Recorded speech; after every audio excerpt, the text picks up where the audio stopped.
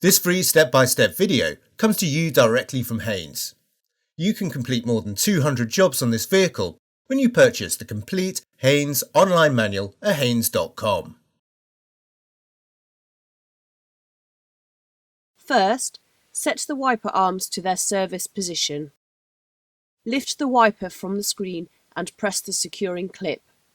Slide the blade upwards from the end of the wiper arm, taking care not to allow the wiper arm to spring back and crack the windscreen. Fit the new blade to the arm by sliding it into position. Return the wipers to their parked position.